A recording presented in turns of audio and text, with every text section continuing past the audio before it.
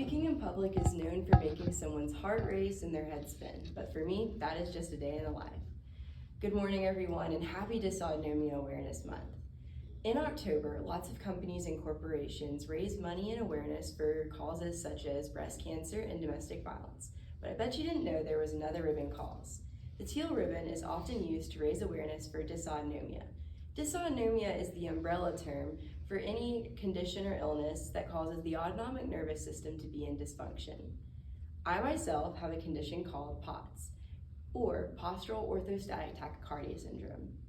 Dysautonomia may be a weird word and may not be something you've heard of before, but Dysautonomia International estimates that between 3 and 6 million Americans suffer from dysautonomia.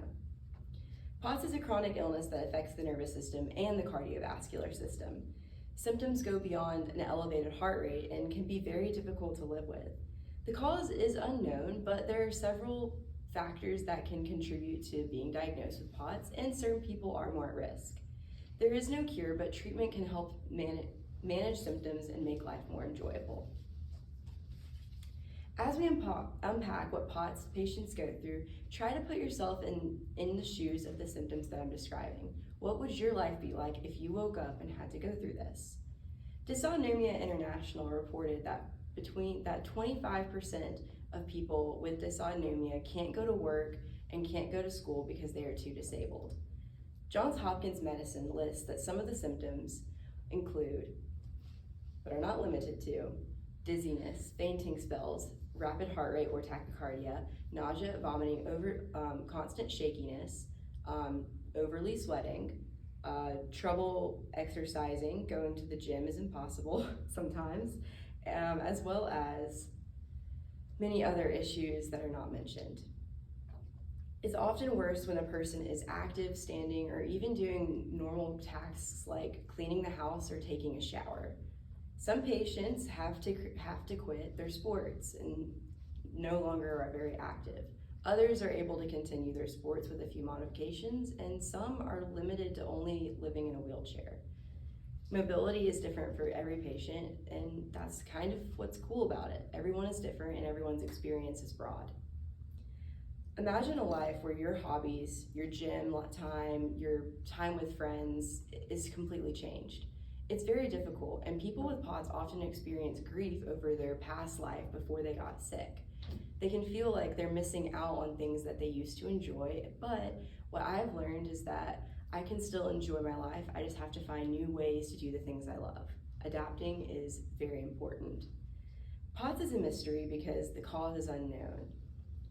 Cleveland Clinic reported that anyone can develop POTS. There are common triggers though, including having a stressful pregnancy, having head trauma to the body from like a car accident or a crazy injury. You can also be susceptible to it if you have an autoimmune disorder or have another form of dysautonomia, such as mast cell activation syndrome or Ehlers-Danlos syndrome. I struggled to get diagnosed because we didn't know what was happening. The symptoms plagued me for a long time and the doctors didn't know. I went to several hospitals and several different doctors for testing until I finally got diagnosed. That's why dysautonomia awareness is so important.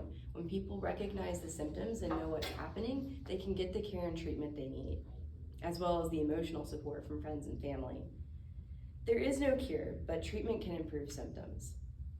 Johns Hopkins recommends beta blockers. Beta blockers is a medication that slows down the heart rate and decreases the effects of the adrenal hormones on the heart.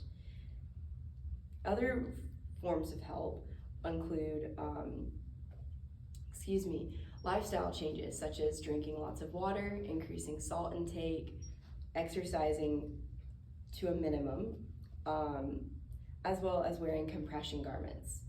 Some people even use mobility aids such as wheelchairs, roll aids, and canes, as I use.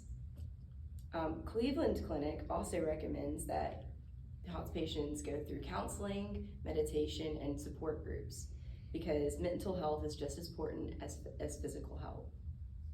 All of these things have helped me, but like we've talked about, POTS doesn't have a cure. So managing the symptoms doesn't mean that the symptoms go away. People who wear compression gear and take beta blockers will still experience all the symptoms of POTS, just hopefully not as often. Understanding POTS is a huge contributor to dysautonomia awareness. Symptoms of POTS are very difficult to live with, and there is no known cure, but treatment and lifestyle can improve their quality of life. Today we went over POTS, which is a condition where your cardiovascular and nervous system don't work properly. I hope this information is useful in case you ever find yourself experiencing these symptoms, or you have a friend or family member who is also dealing with this issue. I hope that you can feel some empathy for them and hopefully can strive to understand. I deeply appreciate your time and understanding as we took a sneak peek at what myself and millions of Americans deal with every day. Awareness breeds empathy, and there's nothing more healing than being understood. Thank you so much for your time.